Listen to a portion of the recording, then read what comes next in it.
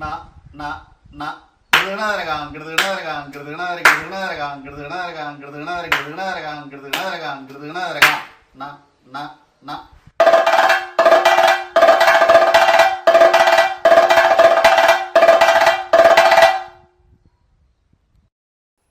നമസ്കാരം. വായ്ത്താരിയുടെ പുതിയ അധ്യായത്തിലേക്ക് ഹൃദ്യമായ സ്വാഗതം. ഇന്ന് അയ്യാങ്കുടി ഉണ്ണീഷൻ, തിരുവല്ല ഉണ്ണീഷൻ, കലാഭാരതി ഉണ്ണീഷൻ എന്നീ പേരിലൊക്കെ അറിയപ്പെടുന്ന പ്രശസ്തനായ കഥകളിമേള വിദഗ്ധൻ്റെ അനുഭവങ്ങൾ ആണ് നമ്മൾ അറിയാൻ പോകുന്നത്.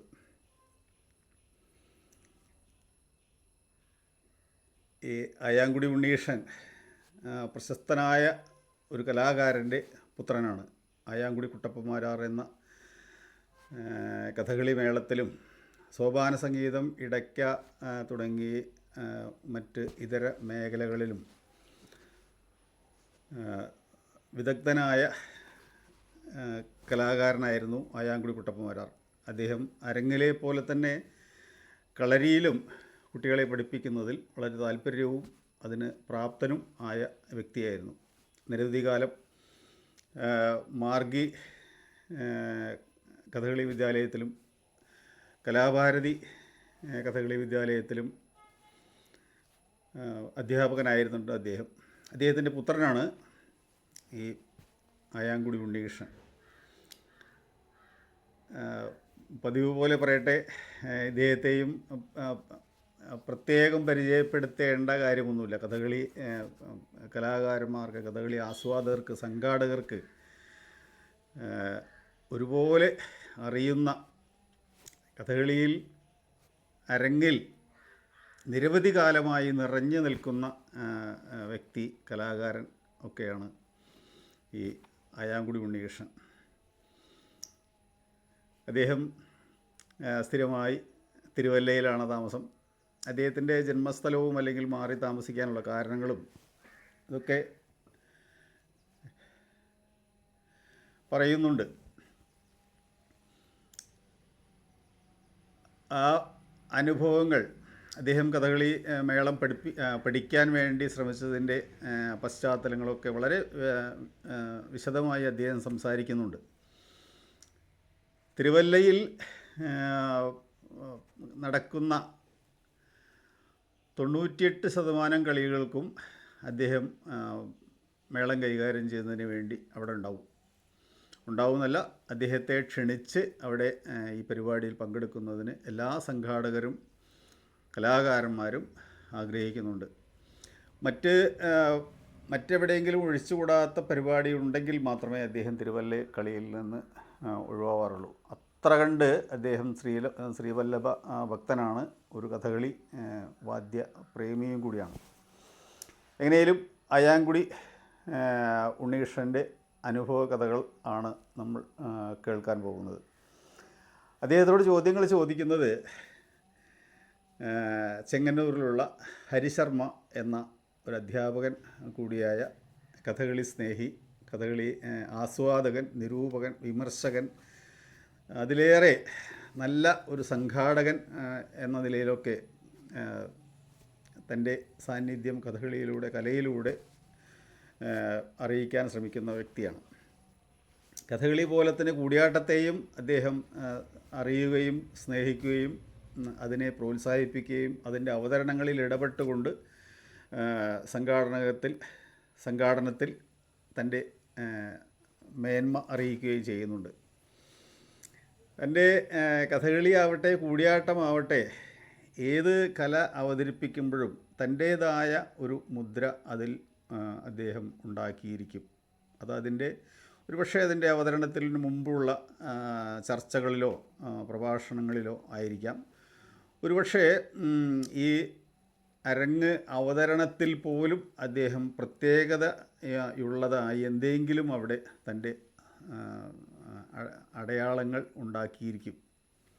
അതൊരുപക്ഷെ നമ്മൾ ഓർത്തെടുക്കാൻ പറ്റാത്ത ചില രംഗങ്ങൾ അവിടെ അവതരിപ്പിച്ചുകൊണ്ടായിരിക്കാം, അല്ലെങ്കിൽ ചില കഥാപാത്രങ്ങളുടെ പ്രത്യേക സവിശേഷതകളെ കേന്ദ്രീകരിച്ചുകൊണ്ടുള്ള അവതരണങ്ങളായിരിക്കാം. എങ്ങനെയായാലും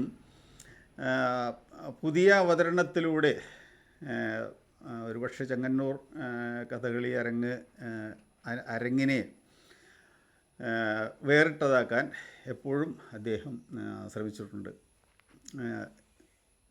അപ്പോൾ ഈ രണ്ട് വ്യക്തികളെ കലാലോകം അറിയുന്നതാണ്. ഞാനത് പ്രത്യേകം പരിചയപ്പെടുത്തേണ്ടതില്ല, പക്ഷേ എൻ്റെ ഒരു കടമ എന്നുള്ള നിലയ്ക്ക് ഞാൻ അറിയിക്കുന്നത് മാത്രം. ബാക്കി കൂടുതൽ വിവരങ്ങൾ നമുക്ക് ഇവരുടെ വർത്തമാനത്തിൽ കൂടെ അറിയാം. എല്ലാവർക്കും ഇതിലേക്ക് സ്വാഗതം. നമസ്കാരം. ഗീത വാദ്യ നൃത്തങ്ങളുടെ സമന്വയമായ സമ്പൂർണമായ കലയെന്ന് നമ്മൾ അഭിമാനിക്കുന്ന ഈ കഥകളിയിൽ അനേകം പൂർവ്വസൂരികളുടെ പ്രയത്നവും ജീവിത സമർപ്പണവുമൊക്കെയാണ് ഇന്ന് നാം കാണുന്ന ഈ കഥകളി അരങ്ങുകൾ. അപ്പോൾ ഈ പൂർവ്വസൂരികളെയും അവരുടെ ശിഷ്യ പരമ്പരകൾ ഒന്ന് പരിചയപ്പെടുക, അവരുടെ ജീവിതാനുഭവങ്ങളിലൂടെ സഹൃദയർക്ക് ഉപകാരപ്പെടുന്ന ജീവിതാനുഭവങ്ങളിലൂടെ കടന്നു പോവുക എന്ന ലക്ഷ്യത്തോടെയാണ് ഇത്തരമൊരു അഭിമുഖ പരിപാടി ആസൂത്രണം ചെയ്യുന്നത്. ഈ അഭിമുഖത്തിൽ ഇന്ന് നമ്മളോടൊപ്പം എത്തിയിരിക്കുന്നത് പ്രസിദ്ധ ചെണ്ടവാദകനായ ശ്രീ കലാഭാരതി ഉണ്ണികൃഷ്ണനാണ്. ഒരേ സമയം തന്നെ ഉണ്ണികൃഷ്ണൻ ആയാങ്കുടി ഉണ്ണികൃഷ്ണനാണ്, കലാഭാരതി ഉണ്ണികൃഷ്ണനാണ്, തിരുവല്ല ഉണ്ണികൃഷ്ണനാണ്. അപ്പോൾ സഹൃദയർക്ക് ഇങ്ങനെ അറിയുന്ന ഉണ്ണികൃഷ്ണനെ ഒന്ന് അടുത്തറിയാനുള്ള ശ്രമത്തിൽ ഉണ്ണിയെ ഈ അഭിമുഖത്തിന് വേണ്ടി എല്ലാവർക്കും വേണ്ടി അഭിമുഖത്തിലേക്ക് സ്നേഹത്തോടെ സ്വാഗതം ചെയ്യുന്നു. നമസ്കാരം. ഉണ്ണി, ആദ്യമായിട്ട് ചോദിക്കാനുള്ളത്, ഞാൻ ആദ്യം പറഞ്ഞ വാചകത്തിൽ നിന്ന് തുടങ്ങട്ടെ. ഉണ്ണികൃഷ്ണൻ എന്നത് ആയാങ്കുടി ഉണ്ണികൃഷ്ണനാണ്, കലാഭാരതി ഉണ്ണികൃഷ്ണനാണ്, തിരുവല്ല ഉണ്ണികൃഷ്ണനാണ്. അപ്പോൾ ആദ്യ സ്ഥാനം ആ ആയാങ്കുടിക്ക് തന്നെയാണ്. അവിടെ ആയാങ്കുടി എന്ന് പറയുമ്പം ഉണ്ണിയുടെ ഗുരുനാഥനും അച്ഛനുമായിരുന്ന ആയാങ്കുടി ആശാനെ കുറിച്ചിട്ടുള്ള ഓർമ്മകളാണ് ഉണർത്തുന്നത്. ഒരു സഹൃദയന് പോലും അറിയാവുന്ന ആ ആയാങ്കുടി ആശാനെ മകൻ എന്ന നിലയ്ക്ക്, ശിഷ്യൻ എന്ന നിലയ്ക്ക് ഒന്ന് ഓർത്ത് നമുക്ക് അവിടെ നിന്ന് തുടങ്ങാം. സത്യത്തിൽ ഈ ആയാങ്കുടി എന്നുള്ള പേര് ഞാനായിട്ട് ഇട്ടതല്ല. അത് പരിപാടിക്ക് പോയി സത്യത്തിൽ അത് മെയിനായിട്ട് അയ്യുവാണ് അതിൻ്റെ കാരണക്കാരൻ. അദ്ദേഹമാണ് ആദ്യം ഇത് ഇങ്ങനൊരു പേര് ഇടുന്നത്. അപ്പം ഞാനത് അദ്ദേഹത്തിനോട് ചോദിച്ചപ്പോൾ, ഉണ്ണിച്ചേട്ടാ അതല്ലേ നല്ലത്, അച്ഛൻ്റെ പേരോട് കൂടി. ഞാൻ പറഞ്ഞ ആ സ്ഥലവുമായിട്ട് എനിക്ക് വലിയ ബന്ധമൊന്നുമില്ല. അച്ഛൻ്റെ നാട് ആയാങ്കുടിയിൽ നിന്ന് ആശാൻ തന്നെ ഇവിടേക്ക് വന്നിട്ട് ഒത്തിരി നാളുകളായി. അതിലും കുറച്ചുകൂടി ഉചിതം തിരുവല്ല എന്നാണ് ജനിച്ചു വളർന്ന സ്ഥലം എന്നുള്ള നിലയ്ക്ക്. പിന്നെ പഠിച്ച സ്ഥാപനം കലാഭാരതിയാണ്. അതിനെ മറന്നുകൊണ്ട് നമ്മൾ അതങ്ങനെ പിന്നീട് വന്ന പേരാണ്. ഞാനായിട്ട് അങ്ങനെ പറഞ്ഞു. അല്ല, ഒരു കലാകാരനെ സംബന്ധിച്ചിടത്തോളം ജനനസ്ഥലം ഒരിക്കലല്ല പലപ്പോഴെങ്കിലും അവർക്ക് മറക്കേണ്ടി വരാറുണ്ട്. താൻ പഠിച്ച സ്ഥാപനത്തിൻ്റെ പേര് കൂടെ ചേർക്കേണ്ടി വരാറുണ്ട്. അല്ലെങ്കിൽ ആ ഏത് സ്കൂളാണോ, ഏത് ഇതിലാണോ തൻ്റെ കഥകളി അല്ലെങ്കിൽ അരങ്ങുകൾ വികസിക്കുന്നത്, അതിനനുസരിച്ചിട്ട് ആ പേരുമാറ്റമുണ്ട്. എങ്കിലും ഇവിടെ ആയാങ്കുടി ആശാൻ മാത്രമല്ലേ ഉണ്ണിക്ക് ഗുരുനാഥനായിട്ടുണ്ടായിരുന്നു? എന്തായിരുന്നു ഇപ്പം സഹൃദയരുടെ ദൃഷ്ടിയിൽ ആയാങ്കുടി ആശാൻ എന്ന് പറയുന്നത് ഒരു സൗമ്യ ദീപ്തമായ ഞാൻ എൻ്റെ ഓർമ്മകളിൽ നിന്ന് പറയുന്നത്. അപ്പോൾ ആശാന് എങ്ങനെയായിരുന്നു കഥകളി അരങ്ങുകളെ വേറിട്ട് കണ്ടിരുന്നത്? അവിടം തൊട്ട് നടക്കും ഈ ശിഷ്യത്വത്തിലേക്ക് വരുന്നതിന് തൊട്ട് മുമ്പ് ആശാൻ എന്തായിരുന്നു ആശാൻ്റെ കഥകളി അരങ്ങുകൾ? ഉണ്ണി പഠിക്കുന്നതിന് തൊട്ട് മുമ്പ് തന്നെ ആശാനെ അച്ഛൻ എന്ന നിലയ്ക്ക് കൊട്ടാൻ പോകുന്നതും കണ്ടിട്ടുണ്ടല്ലോ. അവിടം തൊട്ടൊന്ന് ഓർത്ത് പറയാമോ? അച്ഛൻ ശരിക്കും ആയാങ്കുടിയിൽ ഒരു കഥകളി ചെണ്ടക്കാരൻ കുഞ്ഞന്മാരായിരുന്നു പറഞ്ഞ ഒരാളുടെ മകനായിട്ടാണ് ജനനം. ആയാങ്കുടി അമ്പലത്തിലെ അടിയന്തരം കുടുംബം. അപ്പോൾ യഥാർത്ഥത്തിൽ അച്ഛനിൽ നിന്നല്ല ഉണ്ണിയുടെ കലാസപര്യ തുടങ്ങുന്നത്. അതിനു മുമ്പ് തന്നെ അതൊരു പരമ്പരയായിട്ട് തന്നെ കഥകളി മേളക്കാരനായിരുന്നു. അതെ, ഒരു പരമ്പരയായിട്ട് തന്നെ കിട്ടുന്നതാണ്. അപ്പോൾ അങ്ങനെ അച്ഛൻ്റെ കുടുംബത്തിന് ആയാങ്കുടി അമ്പലത്തിൽ അവകാശമുണ്ട്. അവിടുത്തെ കാര്യങ്ങളൊക്കെ, അടിയന്തര കാര്യങ്ങളൊക്കെ അപ്പൂപ്പനാണ് പോയിക്കൊണ്ടിരുന്നത്. 12ാമത്തെ വയസ്സിൽ, അച്ഛൻ്റെ 12ാമത്തെ വയസ്സിൽ അപ്പൂപ്പൻ മരിച്ചു. അങ്ങനെ അതോടുകൂടി അമ്പലത്തിലെ ചുമതല അച്ഛൻ ഏറ്റെടുത്തു. അങ്ങനെ അത് നടത്തിക്കൊണ്ട് അപ്പം തന്നെ കുറേശ്ശെ മേളത്തിനൊക്കെ പോകും. പഞ്ചവാദ്യനും തിമില കൂട്ടും, ഇടയ്ക്ക കൂട്ടും, തായമ്പ് കൂട്ടും, മേളം കൂട്ടും, ഇതൊക്കെ അന്ന് മുതലേ തുടങ്ങിയിട്ടുണ്ട്. അച്ഛന് ശരിക്കും ഈ കഥകളിക്ക് കൂട്ടിനോടാണ് ശരിക്കും ഭ്രമം. അങ്ങനെ കഥകളിക്കൊട്ട് പഠിക്കാൻ കലാമണ്ഡലത്തിൽ ചേരാൻ വേണ്ടിയിട്ട് പോയി. ഓ ശരി, കലാമണ്ഡലത്തിൽ ചേരാൻ ചെന്ന വിദ്യാർത്ഥിയായിരുന്നു. കുറച്ചാൾ കഴിഞ്ഞിട്ടാണ്, 10-18 വയസ്സ് ഉള്ളപ്പോഴാണ്. അവിടെ ചെന്ന് ഇൻ്റർവ്യൂവിന് അച്ഛന് സെലക്ഷൻ കിട്ടിയില്ല. പകരം നമ്മുടെ കലാമണ്ഡലം കേശവൻ എന്ന് പ്രസിദ്ധനായിട്ടുള്ള ചെണ്ടക്കാരനാണ് അന്ന് അഡ്മിഷൻ കിട്ടുന്നത്. അദ്ദേഹത്തിനെ ചെണ്ട വിദ്യാർത്ഥിയായിട്ട് ഇവിടെ എടുത്തു. അച്ഛനോട് ആരോ ഉപദേശിച്ചു, ഒരു കാര്യം ചെയ്യും, പാട്ടിന് വിദ്യാർത്ഥികളില്ല, തൽക്കാലം അവിടോട്ട് നിൽക്കാൻ പറഞ്ഞു. അങ്ങനെ അച്ഛൻ പാട്ടിന് ഈ ചെണ്ട വിദ്യാർത്ഥി ഏതെങ്കിലും തരത്തിൽ അവിടെ നിന്ന് പോവുകയാണെങ്കിൽ അതിൽ വരുന്ന ഒഴിവിലേക്ക് കയറാം എന്നുള്ള കണക്കൂട്ടിലാണ്. പക്ഷേ 6 മാസം വരെ അവിടെ നിന്നു.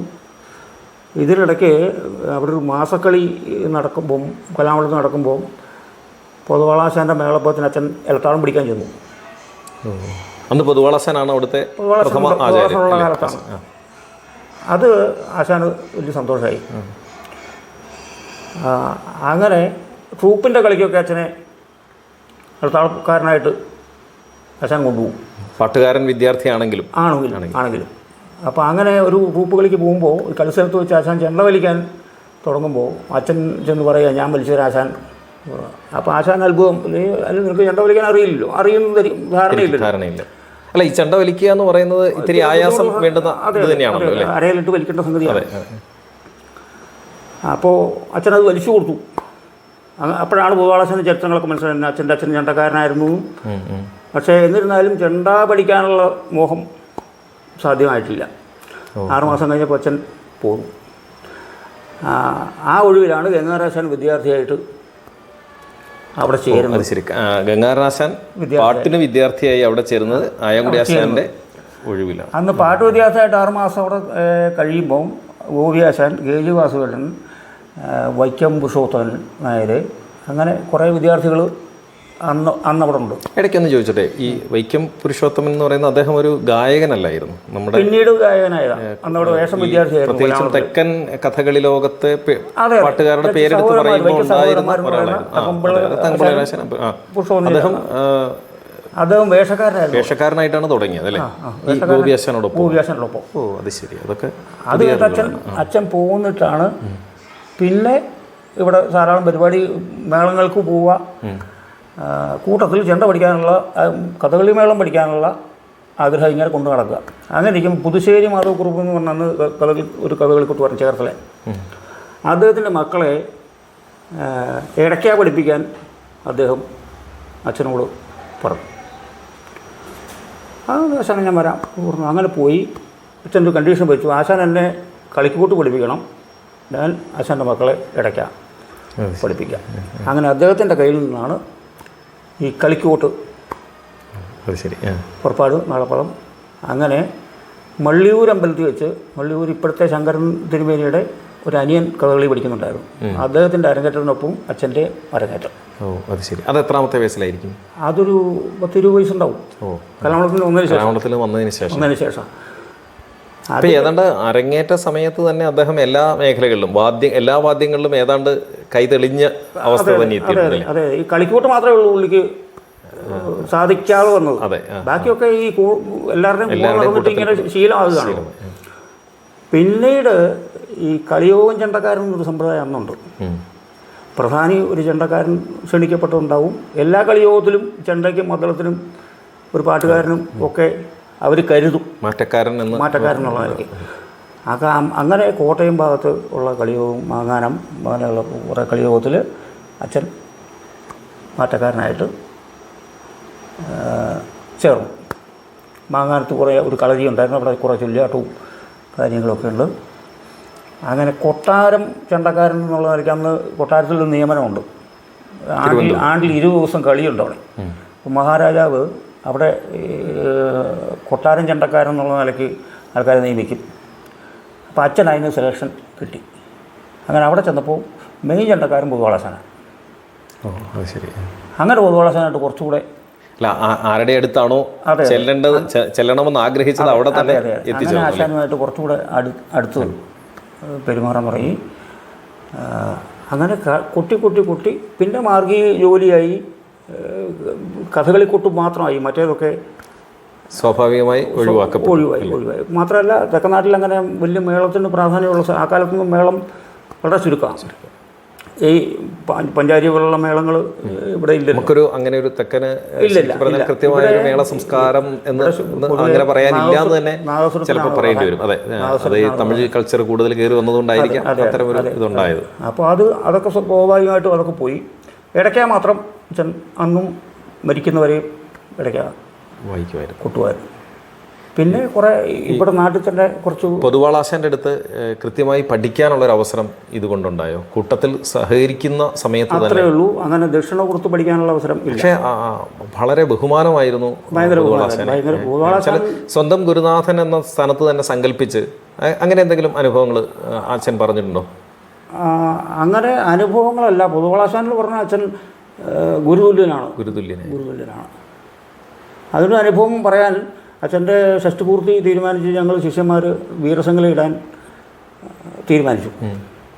അപ്പോൾ ഇങ്ങനെ ഞങ്ങളെല്ലാവരും കൂടെ കൂടി ഇരുന്നിട്ട് മഹാരാജാവ്, അന്ന് രാജാവ് ഉള്ള സമയമാണ്, രാജഭരണം അല്ലെങ്കിലും രാജാവ് ഉണ്ടോടെ, അപ്പോൾ അദ്ദേഹത്തിനെ വരുത്താം ഇതിടാൻ എന്നൊക്കെ ആലോചിച്ചു. അപ്പോൾ അദ്ദേഹത്തിന് അന്വേഷിച്ചപ്പോൾ അദ്ദേഹം ആ സമയത്ത് ബാംഗ്ലൂരാണ് താമസം, ഇത് വരാൻ പറ്റില്ല എന്ന് പറഞ്ഞു. പിന്നെ സിനിമാ നടന്മാരെയൊക്കെ ഇങ്ങനെ ഞങ്ങൾ തകൃതിയായിട്ട് ആലോചിക്കുന്നുണ്ട്. അപ്പോൾ എല്ലാവരും പറഞ്ഞത് ആശാനോടും ചോദിക്കാം, എന്താ വേണ്ടത് ചോദിക്കാം. അച്ഛനോട് പറഞ്ഞപ്പോൾ അച്ഛൻ പറഞ്ഞു, നിങ്ങൾ ഈ മഹാരാജാവിനെയും രാജ്ഞിയും ഒന്നും അന്വേഷിക്കണ്ട, ഈ അവർക്കൊക്കെ മുകളിലാണ് ചെണ്ടക്കോട്ടിലൊരു രാജാവേ ഉള്ളൂ, അത് വിഷുകൊടുക്കുള്ളാശാനാണ്. അദ്ദേഹം വരികയാണെങ്കിൽ എനിക്ക് സന്തോഷമാണ്. പിന്നെ ഇപ്പോൾ ആരായാലും വിരോധമില്ലാവും. അദ്ദേഹം വരുന്നില്ലെങ്കിൽ ആശാൻ അന്ന് കൊട്ടൊക്കെ നിർത്തിയിട്ട് വീട്ടിൽ വിശ്രമിക്കാൻ സമയം ആശാൻ വരികയാണെങ്കിൽ അതാണ് എനിക്ക് സന്തോഷം. അതല്ലെങ്കിൽ ആരായാലും വിരോധമില്ല. അങ്ങനെ പൊതുവാളാശനെ വിളിച്ചപ്പോൾ പൊതുവാളാശൻ പറഞ്ഞു, ഞാൻ വരും ഉറപ്പ്. അല്ല, അവർ തമ്മിലപ്പം അത്രമാത്രം അത്ര ഇഷ്ടമായിരുന്നു. ഒരു അച്ഛനെയും വലിയ കാര്യമായിരുന്നു, ദൃഢമായ ബന്ധം ഉണ്ടായിരുന്നു എന്നുള്ളത് അച്ഛനെയും വലിയ ഇഷ്ടമായിരുന്നു.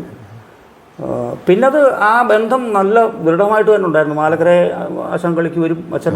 ഞാൻ ആദ്യമായിട്ടൊരു ചെണ്ട മേടിക്കുന്നത് ആറന്മുള മാലക്കരയല്ലേ ഉദ്ദേശിക്കുന്നത്? ഞാൻ ആദ്യമായിട്ടൊരു ചെണ്ട എൻ്റെ കോഴ്സൊക്കെ കഴിഞ്ഞിട്ട് മേടിച്ച് കോർത്ത് വീട്ടിൽ ഇരുന്ന് വലിച്ചിട്ട് എന്നോട് അച്ഛൻ പറഞ്ഞു, ഇനി ബാക്കി മാലക്കര എന്ന കളി മാലക്കര കളിയാണ്. ഭൂവാളാശാൻ വന്നിട്ട് ഭൂവാളാശാനെ കാണിച്ചിട്ട് ആശാൻ്റെ പാകത്തിന് വലിച്ചാൽ മതി. അപ്പോൾ ആശാൻ്റെ പാകം കൃത്യമായി അറിയാമായിരുന്ന ഞാനവിടെ പോയി ആശാൻ്റെ മുമ്പ് ഇരുന്ന് ചെണ്ട വലിച്ച്, ഇപ്പോൾ പുതിയ വട്ടമാണ് ആശാൻ പറഞ്ഞു, കണ്ടവാനം വലിക്കണ്ട, ഒരു പാകത്തിനാക്കിയാൽ മതി, ഒന്ന് കൊട്ടി ഉടഞ്ഞിട്ട് ബാക്കി വലിച്ചാൽ മതി. ഉണ്ണിയെ സ്വാഭാവികമായി ചെണ്ട പഠിപ്പിക്കാൻ തുടങ്ങുന്നത് ഒരു പക്ഷേ വീട്ടിൽ വെച്ചായിരിക്കുമല്ലോ. എന്തായിരുന്നു ആ ആദ്യത്തെ പാഠക്കൈകൾ എങ്ങനെയായിരുന്നു? പാഠക്കൈ എന്ന് ഞാൻ ഉദ്ദേശിച്ചത് ആ അവസരത്തെയാണ് ഉദ്ദേശിച്ചത്. അതിനുള്ള പ്രചോദനമാണ് ഉദ്ദേശിക്കുന്നത്. അല്ല, പ്രചോദിപ്പിക്കാൻ ഉണ്ണിക്ക് സ്വാഭാവികമായി ഇത് കണ്ട ശീലങ്ങളിൽ പ്രചോദനത്തിന് പ്രത്യേകിച്ചൊന്നും വേണ്ട. കാരണം വേറൊന്നുമല്ല, വേറെ കുറച്ച് കുട്ടികൾ പഠിക്കാൻ വരുന്നുണ്ട്. അപ്പോൾ ഞാൻ എൻ്റെ 10ാമത്തെ വയസ്സിലാണ് തുടങ്ങുന്നത്. അപ്പോൾ അവരുടെ കൂടെ ഞാനും, അപ്പം അച്ഛൻ എന്നെ പഠിപ്പിക്കണമെന്ന് വിചാരിച്ചിട്ടൊന്നുമല്ല, അവരുടെ കൂടെ ഇരുന്നോട്ടെ എന്ന് വിചാരിച്ചിട്ട്, അങ്ങനെ സീരിയസ് ആയിട്ട് അല്ല. സ്കൂളിൽ പഠിത്തമുണ്ട്, ഇത് കുലവൃത്തിയുടെ ഭാഗമായി തന്നെ പഠിക്കാൻ ബാധ്യസ്ഥനായിരുന്നു. പഠിച്ചോട്ടെ, ഒന്നുമില്ല. അപ്പോൾ അത്രയേ ഉള്ളൂ. അല്ലാണ്ട് എന്നെ മാത്രമായിട്ട് സീരിയസ് ആയിട്ട് പഠിപ്പിക്കണമെന്ന് വിചാരിച്ചിട്ട് അങ്ങനെ പഠിപ്പിച്ചല്ല. എൻ്റെ കൂടെ ഒരു വിനോദം എന്ന് പയ്യനുണ്ടായിരുന്നു, അവന് ഞാനും കൂടിയാണ് തുടങ്ങിയത്. അതൊരു അദ്ദേഹമല്ലേ ഇടയ്ക്കാവൂട്ടുന്ന വിനോദം. അപ്പോൾ അതങ്ങനെ ഒരു 1-1.5-2 കൊല്ലം അങ്ങനെ പോയി. ആ സമയത്താണ് അച്ഛൻ മാർഗിയിൽ ജോലി ആകുന്നത്. അച്ഛൻ ജോലിക്ക് പോയി തുടങ്ങി. അതോടുകൂടി ഇവിടുത്തെ ക്ലാസ് കുറേശ്ശെ മുടങ്ങി. പിന്നെ അന്ന് അച്ഛന് ധാരാളം പരിപാടിയുള്ള സമയമാണ്. എപ്പോഴെങ്കിലുമൊക്കെ വീട്ടിൽ വരിക, അപ്പോൾ ഈ ക്ലാസ് നടക്കില്ല, ഞങ്ങൾക്ക് സ്കൂളിൽ പോകണം, ഞങ്ങൾക്ക് ഒഴിവുള്ള സമയത്തെ ക്ലാസ് വിടും, ആ സമയത്ത് അച്ഛൻ ഉണ്ടാവില്ല.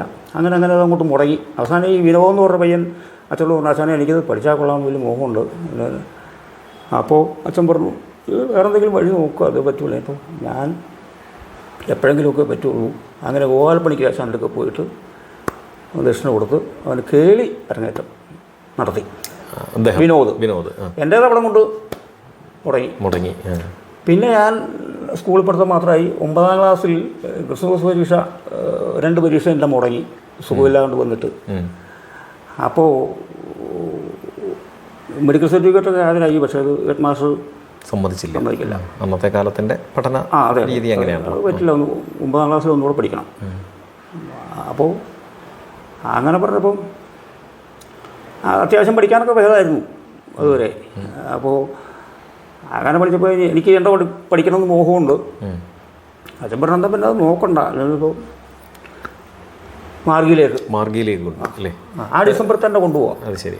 അപ്പോൾ ഈ ഔപചാരിക പഠനം, ഒരു സ്കൂൾ തലത്തിലുള്ള പഠനം മാർഗിയുടെ അന്തരീക്ഷത്തിലാണ് ഒരു പക്ഷെ തുടങ്ങുന്നത് അങ്ങനെയാണെങ്കിൽ അല്ലേ? അതെ അതെ, ചെണ്ട പഠനം.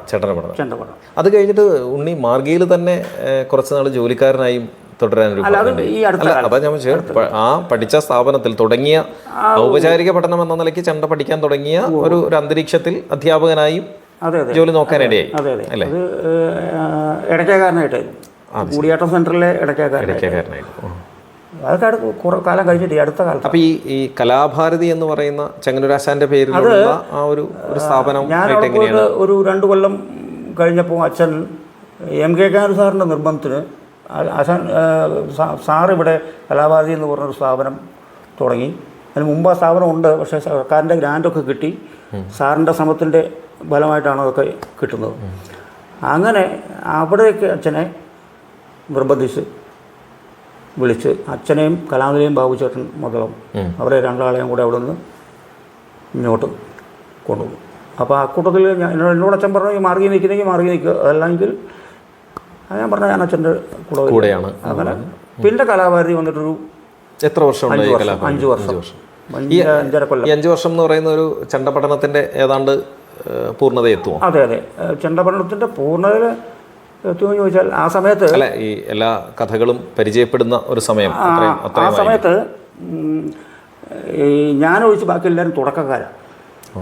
ബാക്കി വേഷക്കാരും പാട്ടുകാരും മക്കളക്കാരും എല്ലാവരും തുടക്കക്കാരാണ്. ഞാനാണെ മാർഗിയിൽ 2.5 കൊല്ലം നിന്ന് അത്യാവശ്യം കാര്യങ്ങളൊക്കെ പഠിച്ച് ചൊല്ലിയാട്ടത്തിന് കൊട്ടാറായതിനു ശേഷമാണ് ഞാൻ ഇങ്ങോട്ട് വരുന്നത്. ഇവിടെ ഒട്ടും ചൊല്ലിയാട്ടം ഇല്ലാതാലും, കാരണം ഇവർ ചൊല്ലിയാടാറായിട്ടില്ല. ആ കൂടെയുള്ളവർ അവർ തുടക്കക്കാരാണല്ലോ, അവർക്ക് ചൊല്ലിയാട്ടം ആയി വന്നു. ഉണ്ണി, കലാഭാരതിയിലെ ചൊല്ലിയാട്ടം എന്ന് പറയുന്ന അന്ന് ആരാണ്? മടവൂരാശാനാണോ അവിടുത്തെ? മടവൂരാശാൻ. അപ്പോൾ ഈ എല്ലാ കഥകളും അവിടെ ചൊല്ലിയാടാൻ ഉള്ള സമയമോ സാഹചര്യങ്ങളോ ഒക്കെ ഉണ്ടായിരുന്നു? അല്ല, എല്ലാ കഥയും ചൊല്ലിയാടാനുള്ള കുട്ടികൾ പഠിച്ചെത്തിയിട്ടില്ല. അല്ല, വേഷത്തിന് കുട്ടികൾ ആ നിലയ്ക്കുള്ളവർ ആയിട്ട് തുടക്കക്കാരാണ്. ആ സ്ഥാപനം തന്നെ ഏതാണ്ട് ഒരു തുടക്കത്തിന്റെ സ്ഥാപനം അതിന് മുമ്പുണ്ട്, പക്ഷെ അത് ഒരു സർക്കാരിന്റെ ഒരു ഇതൊന്നും കിട്ടിയിട്ടില്ല. ഉണ്ണി, ഇത് ഏത് കാലഘട്ടം? നമ്മുടെ ആ വർഷം പറയുകയാണെങ്കിൽ ഞാൻ ഉണ്ണി മാർഗിയിൽ എത്തുന്നത് തന്നെ 9ാം ക്ലാസ്സിന് ശേഷമാണ്. 80-ലാണ് പോകുന്നത്. 80-ൽ പോയിട്ട് 81-ൽ അരങ്ങേറ്റം കഴിഞ്ഞു. അരങ്ങേറ്റം ഞാൻ ഇവിടെ ചെറുപ്പത്തിലെ കുറേ സാധകമൊക്കെ ചെയ്തിട്ടുള്ളതുകൊണ്ട് എനിക്ക് അവിടെ പോയിട്ട് വേറെ പ്രത്യേകിച്ച് സാധകമൊന്നും ചെയ്യേണ്ട ആവശ്യമില്ല. ഞാൻ അവിടെ ചെല്ലുമ്പോൾ നമ്മുടെ മാർഗി വേണു അക്കൊല്ലം ആദ്യം മുതൽ, ഞാൻ ഡിസംബറിൽ ചെല്ലുന്ന അക്കൊല്ലം ജൂണിൽ അവനും നാട്ടിൽ കുറച്ച് പഠിച്ച ശേഷം അപ്പം ഞാൻ ചെല്ലുമ്പോഴത്തേക്ക് അവൻ്റെ അരങ്ങേറ്റം കഴിഞ്ഞിരുന്നു. കാരണം വേഗം പഠിക്കുമല്ലോ, സാധകം ഉണ്ടാകാനാണ് കുറച്ച് താമസം വരുന്നത്. അപ്പോൾ എനിക്കും വേഗം പഠിപ്പിച്ചു. അപ്പോൾ അച്ഛനെ ഒന്നിച്ച് പഠിപ്പിക്കാൻ വേണ്ടിയിട്ട് അവൻ്റെ ഒപ്പം തന്നെ പെട്ടെന്ന് തന്നെയും അവനെ പഠിപ്പിച്ച കാര്യങ്ങളൊക്കെ എന്നെയും പെട്ടെന്ന് വേഗം പഠിക്കാൻ എളുപ്പമാണ്, കൈയൊക്കെ ഓടും, അപ്പോൾ അതൊന്നും കുഴപ്പമില്ല. അപ്പം അങ്ങനെ എൻ്റെ അരങ്ങേറ്റം പെട്ടെന്ന് നടക്കുമായിരുന്നു. അരങ്ങേറ്റം എവിടെ വെച്ചാണ്? മാർഗിയിൽ തന്നെയാണ് അരങ്ങേറ്റം. ആ കളിയുടെ ആ അനുഭവം ഓർമ്മയുണ്ട്. ഞാൻ കാരണം അന്ന് കൃഷ്ണനായരാശാൻ മാസത്തിൽ 3 ദിവസം വിസിറ്റിംഗ് പ്രോഗ്രാമാണ്. അപ്പോൾ ആശാൻ വരുന്ന ദിവസം അപ്പുക്കുട്ടനാർ സാറ്, രാമേർ സ്വാമി, അങ്ങനെ കമ്മിറ്റി ആൾക്കാരും അന്ന് സ്പെഷ്യൽ ചൊല്ലിയാട്ടാണ്. ഈ വിജയചേട്ടൻ്റെയും എല്ലാവരും ഉണ്ടാവും, ഇഞ്ചക്കാടാശാൻ അടക്കം ഉണ്ടാവും. അല്ല, അപ്പം അന്ന് എൻ്റെ ഒരു സംശയമാണ്, ഇഞ്ചക്കാടാശാനും ഈ കൃഷ്ണനായരാശാൻ ചൊല്ലിയാടുന്നതിന് ഒപ്പം ഉണ്ടായിരുന്നു എന്ന് ഞാൻ കേട്ടിട്ടുണ്ട്. അത് ഉണ്ണിക്ക് ഓർമ്മയുണ്ടോ? ഓർമ്മയുണ്ട് അല്ലേ? അപ്പം ശരിക്കും ഇഞ്ചക്കാടാശാനും കൃഷ്ണനായരാശാൻ്റെ ഒരു സാമീപ്യം കൊണ്ട് അതായത് അതുകൊണ്ടാണല്ലോ ആശാൻ പരിപൂർണമായിട്ട് തെക്കനാകാതെ വന്നത്. എനിക്ക് ആ ചോദ്യത്തിലേക്കാണ് വടക്കൻ സമുദായത്തിൽ തന്നെ പാഞ്ചാലാദിനെ കൃത്യമായി ചൊല്ലിയാടാൻ. അതുകൊണ്ടാണ് ആശാന്റെ കളർ പോകുന്നത്. തെരഞ്ഞോട്ടൊന്നും ആശാൻ തെക്കൻ എടുക്കും, അറിയാൻ പാടില്ലായല്ല. പക്ഷെ ആശാൻ അധികവും മറ്റേ വടക്കൻ തെരഞ്ഞോട്ടം തന്നെ എടുക്കാറ്. ഞാൻ ആശാനോട് ചോദിക്കും, ആശാന്റെ വേഷത്തിന് കൊടുത്തു ആശാൻ എങ്ങനെയാണ് വേണ്ടത്? സാധാരണ തെരഞ്ഞോട്ടം മതി, മറ്റേതൊക്കെ ഇനിയുള്ള കാലത്ത് പറ്റാതെ വരും എന്ന്.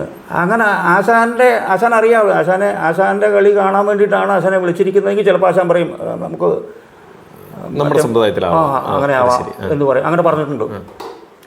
അപ്പോൾ അവരെല്ലാം ചൊല്ലിടത്തുണ്ടാവും. അന്ന് ഈ അപ്പൂട്ടന്മാർ സാറ് വന്നു കഴിഞ്ഞാൽ അച്ഛൻ്റെ അടുക്ക് വരും, സംസാരിക്കും. അപ്പോൾ അങ്ങനെ ഒരു ദിവസം ഞങ്ങളുടെ ക്ലാസ് നടക്കുമ്പോഴാണ് ആശാൻ അപ്പൂട്ടന്മാർ സാർ കയറി വരുന്നത്. അപ്പോൾ ലോഹ്യം പറഞ്ഞ കൂട്ടത്തില്ല എന്തായാലും മകൻ്റെ പഠിത്തമൊക്കെ ചോദിച്ചു. അത് കുഴപ്പമൊന്നുമില്ല, അരങ്ങേറ്റം നടത്താം. അപ്പോൾ സാറ് പറഞ്ഞു എന്നാൽ പിന്നെ ഈ മാസക്കളിക്ക് അരങ്ങേറ്റം നടത്തിക്കൂടെ? കുഴപ്പമൊന്നുമില്ല. അപ്പോൾ ആലോചിച്ച് പറഞ്ഞു അത് പുറപ്പാട് മേളപ്പം പറ്റില്ല, കാരണം സമയം പ്രശ്നമാണ്. പുറപ്പാട് മേളപ്പം കഴിഞ്ഞാൽ പിന്നെ കഥയ്ക്ക് സമയമില്ലാണ്ട് വരും. അന്നും ഈ 10 മണിയാകുമ്പോഴത്തേക്കും കഥ നിർത്തണം. സിറ്റിയിൽ അങ്ങനെ ഒരു നിയമമാണ്. അപ്പോൾ പറഞ്ഞു പുറപ്പാട് മാത്രമാണെന്ന് വെച്ചാൽ ആയിക്കോട്ടെ, പുറപ്പാട് മാത്രം മതി, വേറെ പുറപ്പാട് മേളപ്പം പിന്നെ എപ്പോഴും ആവാം. അങ്ങനെ പുറപ്പാട് അരങ്ങേറ്റം തീരുമാനിച്ചു. പുറപ്പാടിന് അവിടെ പഠിക്കുന്നതിന് ഞാൻ ചെല്ലുന്ന തെക്കൻ ആണോ വടക്കനാണോ പുറപ്പാട് എടുക്കുന്ന കുട്ടികൾ? അന്ന് തെക്കനാണ്. അവിടെ പഠിച്ച ഒരു മോഹൻ എന്ന് പറഞ്ഞ ഒരു പയ്യൻ, അവനിപ്പോൾ കഥരംഗത്ത് ഇല്ലെന്ന് തോന്നുന്നു. അവനാണ് പുറപ്പാട് വേഷം കെട്ടുന്നത്. ഹരിദാസേട്ടന് കൃഷ്ണൻകുട്ടിച്ചേട്ടനാണ് പാടാൻ. മദ്ദളത്തിന് എൻ്റെ കൂടെ ഒരു പെരുവമ്പ് നാരായണനുണ്ട്. ഞാനൊരു സംശയം ചോട്ടെ, ഈ പുറപ്പാടിലെ വ്യത്യാസം അന്നേ ഉണ്ണിക്ക് പറഞ്ഞു തന്നുണ്ടോ? ഈ പുറപ്പാട് അരങ്ങേറ്റത്തിന് തന്നെ തെക്കൻ വടക്കൻ പുറപ്പാടുകളുടെ ശൈലീഭേദങ്ങളെ കൃത്യമായിട്ട് ഉണ്ണിക്ക് പറഞ്ഞു തന്നു? അത് അങ്ങനെ പറഞ്ഞു തരുന്നൊരു നമ്മൾ ചോദിക്കും. ഞാൻ ചോദിച്ചിട്ടുണ്ട് അച്ഛൻ്റെ. അപ്പോൾ അച്ഛൻ പറയുന്നത് കേട്ടാൽ അത് മനസ്സിലാക്കാൻ പ്രശ്നമൊന്നുമില്ല. എവിടെയെങ്കിലും ഒരിടത്ത് വേണ്ടി വരുമ്പം അത് നിനക്ക് മനസ്സിലാവും സംഭവം. അല്ലാണ്ട് അതിന് പ്രത്യേകിച്ചൊരു ക്ലാസ്സിൻ്റെ ആവശ്യമില്ല. അതെല്ലാം അങ്ങനെ തന്നെയാണ്. തെക്കൻ അഷ്ടകലാശം പഠിപ്പിച്ചിട്ടുണ്ട്, വടക്കം പഠിപ്പിച്ചിട്ടില്ല. അത് ശരി. കാരണം തെക്കൻ കൊട്ടാൻ പറ്റുമെങ്കിൽ വടക്കനും പറ്റും. അങ്ങനെയാണ് അച്ഛൻ്റെ ഒരു സമ്പ്രദായം. എല്ലാം അങ്ങനെ ഇന്ന മാറ്റം ഉണ്ടെന്നും പറഞ്ഞ് പഠിപ്പിക്കുന്ന ശീലമില്ല. അത് അച്ഛൻ പറഞ്ഞ അത് ബാക്കി നമുക്ക് വിട്ടുവന്നിരിക്കാം, നിന്റെ ചുമതല അത് പഠിച്ചെടുക്കേണ്ടത്. അത് ശരി. അങ്ങനെയാണ്. അതിപ്പോൾ എല്ലാവരോടും അങ്ങനെയാണ്. അതിപ്പം ഞാൻ എല്ലാം മാത്രം പറഞ്ഞു തരികയും ബാക്കി സ്വായത്തമാക്കാൻ വിട്ടുതരികയും ചെയ്യുന്ന ഗുരുനാഥനായിരുന്നു. നിങ്ങൾ അങ്ങനെയാണ് എല്ലാം പഠിക്കാൻ പറ്റൂ.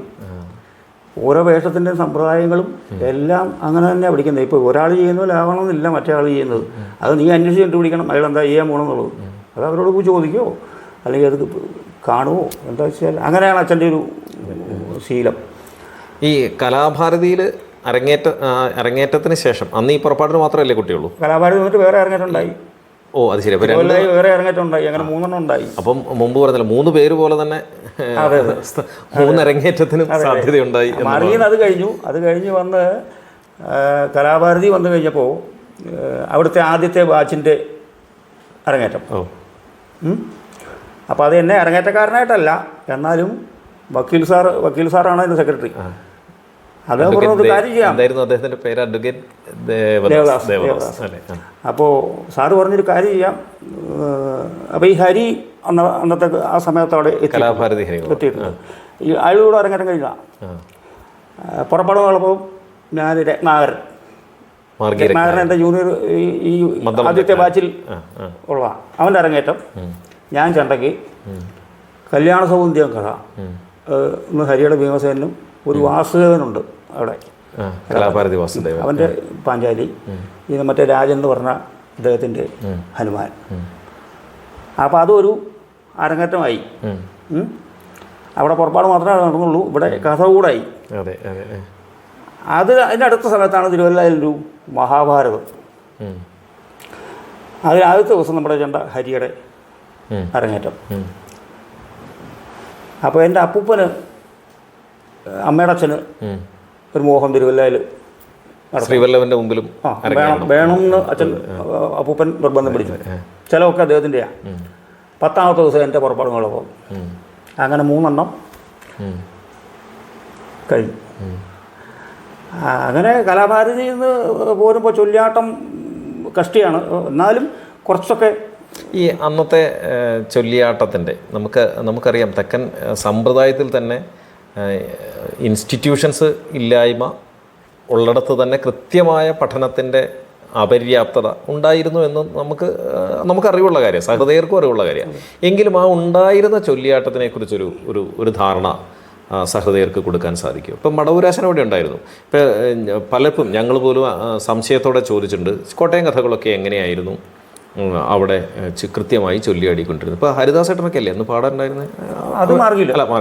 കലാഭാരതിയിൽ ഇവിടെ ആയിരുന്നപ്പോൾ PG VG രാധാകൃഷ്ണൻ കലാമണ്ഡലം. അതെ. അപ്പോൾ അന്ന് കോട്ടയം കഥകളോ അല്ലെങ്കിൽ അതേമാതിരി പതിഞ്ഞ പദങ്ങളോ ഒക്കെ കൃത്യമായി ചൊല്ലി ആടേണ്ടി വരുന്ന സാഹചര്യങ്ങൾ എങ്ങനെയായിരുന്നു ആ ക്ലാസിൻ്റെ ഒരു രൂപം എന്നൊന്ന് ഓർത്തു? അവിടെ അങ്ങനെ കോട്ടയം കഥകളൊന്നും ചൊല്ലി അടിക്കുന്ന പതിവില്ലായിരുന്നു. കോട്ടയം കഥകൾ അവർക്കില്ല, എൻ്റെ അറിവ്. അവർക്ക് രാജസൂയം, ബാണയുദ്ധം, രുക്മിണി സേവനം അങ്ങനെയുള്ള കഥകളൊക്കെയാണ് പൊതുവെ അന്ന് ഉണ്ടായിരുന്നത്. പിന്നെ തെക്കൻ കഥകൾ എന്ന് പറഞ്ഞാൽ ഹരിശ്രീതം പോലുള്ള കഥകൾ അതൊന്നും കളരിയുടെ ആവശ്യമുള്ളതല്ല, കളരിയുമായിട്ട് ബന്ധപ്പെട്ട കഥകളല്ല. അങ്ങനെ കോഴ്സ് 4 കൊല്ലം പൂർത്തിയാക്കി ഞാൻ അവിടുന്ന് എനിക്ക് കുറച്ച് തുല്യാർത്ഥന കൊടുക്കണം, എങ്ങനെയായാലും കലാമണ്ഡലത്തിൽ പോകണമെന്നാണ് ഉദ്ദേശിച്ചത്. അപ്പം ഞാൻ അവിടുന്ന് ആശാൻ കലാമണ്ഡലത്തിൽ അവിടെ എത്തിയിട്ടും കലാമണ്ഡലംകാരനാവാതെ പോന്നു. മകൻ പോയില്ല. അപ്പോൾ ഞാൻ അവിടുന്ന് വക്കീൽ സാറ് നിർബന്ധമായിട്ട് എന്നെ 1 കൊല്ലം കൂടി, വക്കീൽ സാറിൻ്റെ ഉദ്ദേശം എന്താ വെച്ചാൽ അച്ഛൻ്റെ സഹായിയായിട്ട് ഞാൻ അവിടെ ഉണ്ടാവണം. അവിടെ പഠിച്ച കുട്ടിയാണല്ലോ. അപ്പോൾ അവിടെ അച്ഛൻ മാത്രമേ ഉള്ളൂ ചെണ്ടയ്ക്ക്. പിന്നെ കളികൾക്കൊക്കെ ആയാലും പുറത്തുനിന്ന് ആളിനെ വിളിക്കുക. അപ്പോൾ ഞാനവിടെ നിന്നാൽ അതൊരു പരിഹാരമാവും, ചൊല്ലിയാട്ടത്തിന് കൊട്ടുന്ന ഒരാളാവും, കളിക്ക് മാറ്റത്തിൻ്റെ ഒരാളാവും എന്നൊക്കെയാണ് സാറ് അന്ന് ഉദ്ദേശിച്ചിരിക്കുന്നത്. പക്ഷെ എനിക്കതിന് മനസ്സില്ല. ഈ 5 കൊല്ലം 1 കൊല്ലം കൂടെ ഞാൻ നിന്നു. അപ്പോഴേക്കും 4-ാം കൊല്ലം ആയപ്പോഴത്തേക്കും എനിക്ക് മാലക്കരയിൽ 2 പിള്ളേരെ, വിദേശി കുട്ടികളെ പഠിപ്പിക്കാൻ സൗകര്യം കിട്ടി. അവിടെ ചൊല്ലിയാട്ടമല്ല, ചെണ്ട പഠിപ്പിക്കാൻ ആനന്ദവാടിയുടെ അടുത്ത് താമസമായിട്ടുള്ള 2 അമേരിക്കൻ കുട്ടികളാണ്, കൊച്ചു കുട്ടികൾ. അപ്പോൾ മോഹനചേട്ടൻ മുഖാന്തരമാണ് അത് ഏർപ്പാടാക്കി തന്നെ. അപ്പോൾ ഞാൻ അവരെ പഠിപ്പിക്കാനായിട്ട് ആഴ്ചയിൽ വെള്ളിയാഴ്ച പോരും. അവർ എനിക്കുള്ള വണ്ടിക്കൂലിയും ഒരു ചെറിയ ശമ്പളവും. ഇത് ഏത് പ്രായത്തിലാണ്? അതൊരു 20 വയസ്സുണ്ടാവുമായിരിക്കും. 20 വയസ്സിന് മുമ്പ് ശമ്പളക്കാരനായി എന്നുള്ളൊരു ബലമുണ്ട്. സ്ഥിരം ശമ്പളമല്ല, എന്നാലും അങ്ങനെ അവരെ ഒരു 5-6 കൊല്ലം പഠിപ്പിച്ചു കേട്ടോ. 5-6 തായമ്പക, പുറപ്പാട്, മേളപ്പദം, തായമ്പക, കേളി പഠിപ്പിച്ച് അരങ്ങേറ്റം കഴിച്ചു. അങ്ങനെ ഞാൻ വരാൻ തുടങ്ങി. അത് കഴിഞ്ഞപ്പോൾ ലൂബയുടെ സ്കൂളിൽ 2 വിദേശ വനിതകൾ, ലൂബാഷീൽഡ്, അവർ ഫ്രഞ്ച് ഗവൺമെൻറ് സ്കോളർഷിപ്പുമായിട്ടാണ് വരുന്നത്. അപ്പോൾ എന്തെങ്കിലും പഠിച്ച് പോകാനല്ല, വിശദമായിട്ട് അവർക്ക് പഠിക്കണം. അപ്പോൾ ആദ്യം ഒരു മതാമ വന്നു. അവരെ മോഹനചേട്ടനാണ് പഠിപ്പിക്കുന്നത്. തോടയം പുറപ്പാട്, പൊതിപ്പുറപ്പാട്, അങ്ങനെ പിന്നെ അങ്ങോട്ട് കൃപയിൽ എഴുതുക, കല്യാണഭോന്ത്യം, ശൗര്യഗുണം മുതൽക്ക് സൂദ്രാകരണം, അങ്ങനെ കുറേ കഥകൾ. അപ്പം ഞാൻ അവിടുത്തെ സ്റ്റാഫാണ്. 50 രൂപയാണ് ഒരു ദിവസം ചൊല്ലിയാട്ടത്തിന് കൂട്ടുന്നതിന് അന്ന്. അപ്പോൾ അതിന് കൊട്ടിയിട്ട്, പക്ഷെ ഇത് എൻ്റെ കുഴപ്പമെന്ന് വെച്ചാൽ ഇപ്പോൾ കല്യാണസൗന്ദര്യമാണെങ്കിലും ശൗര്യഗുണമായാലും പാഞ്ചാലനായാലും ഒന്ന് പറഞ്ഞു തരാൻ ആരുമില്ല. അങ്ങനെയല്ല, ഇങ്ങനെയാണെന്ന് ഞാൻ എൻ്റെ ഒരു ഐഡിയ വെച്ചിട്ട് കൊട്ടുകയാണ്. അപ്പോൾ ഇത് കഴിയുമ്പോൾ ഞാൻ സുരേന്ദ്രൻ ചേട്ടനോട് മോചേട്ടൻ കൂട്ടുന്നത് ശരിയാണോ എന്ന് ചോദിച്ചു. അങ്ങനെ തന്നെയാണെന്ന് പറയും. അപ്പം ഈ പതിഞ്ഞവത്തിന് കൊട്ടറിയാവുന്നതുകൊണ്ട് ഏറെക്കുറെ സാധനം കാണുമ്പോൾ എന്താ കൊട്ടേണ്ടത് നമുക്ക് ഇത് കിട്ടുമല്ലോ. അത് പിന്നെ ഞാൻ മനസ്സിലാക്കിയത്, ഇത് ഞാൻ കൊട്ടുന്നത് മനസ്സിൽ വെച്ച് ഇങ്ങനെ കൊട്ടുക, അതൊക്കെ നല്ല ഉറപ്പായി. പാഞ്ചാലാനിക്കായാലും നല്ല ഉറപ്പായിട്ട് കൊട്ടും. തോടയം വരെ ഞാൻ വലതല കൊട്ടുമായിരുന്നു. കാരണം ഈ ബാലൻ ചേട്ടനാണ് പിന്നെ മദ്ദളത്തിനുള്ളത്. അദ്ദേഹത്തിന് കുറച്ച് പരിമിതിയുള്ള ആളാണ്. അപ്പോൾ എന്നോട് മോഹൻചേട്ടൻ പറയും കൊണ്ട് വലന്തലയെ കൊണ്ട് ഇരിക്കുക. അപ്പോൾ അങ്ങനെ വലന്തലയിൽ തോടയം പോലെ ഇങ്ങനെ കൊട്ടും. ശരി. പിന്നെ എപ്പോഴോ ഒരു പാഞ്ചാലനെ ഗോപിയാശാൻ്റെ തന്നെ ഓർമ്മ. ഇടയ്ക്ക് ഇതിങ്ങനെ പറഞ്ഞുകൊണ്ട് ചോദിക്കുക, ഈ തോടയം ചെണ്ടക്കാരൻ്റെ സിലബസിൽ പെടുന്നതേ അല്ലല്ലോ. അപ്പോൾ വലന്തലയിൽ കൊട്ടും എന്ന് പറഞ്ഞത് കൊണ്ട് ഞാൻ പറഞ്ഞത്, മദ്ദളക്കാർ നിർവഹിക്കേണ്ടുന്ന തോടയത്തിന് കേട്ടിട്ട് കൊട്ടുന്ന, ദിവസവും ഈ തോടയം കൊട്ടുന്ന കേൾക്കുന്നുണ്ട്. ബാലചേട്ടൻ പഠിപ്പിക്കുന്നത് കാണാറുണ്ട്. അപ്പോൾ ഇത് എണ്ണങ്ങൾ കാണുമ്പോൾ നമുക്ക് എന്താ കൊട്ടുന്നത് മനസ്സിലാവുമല്ലോ. അങ്ങനെ കൊട്ടി ഒരു 2 കഴിയുമ്പോൾ നമുക്ക് ഓക്കെ ആവും. അങ്ങനെ കൊട്ടി ശീലിച്ചതാണ്. അപ്പം ബാലചേട്ടനെ ഇവിടുന്ന് ഒഴിവാക്കാനും പറ്റില്ല. ബാലചേട്ടനെ ഇവിടുത്തെ ആളാണ്. അല്ലെങ്കിൽ വേറെ അറിയാവുന്ന ആളെ കൊണ്ടുപോകാൻ നടക്കില്ല. ഇതുകൊണ്ടൊക്കെ പറ്റുള്ളൂ.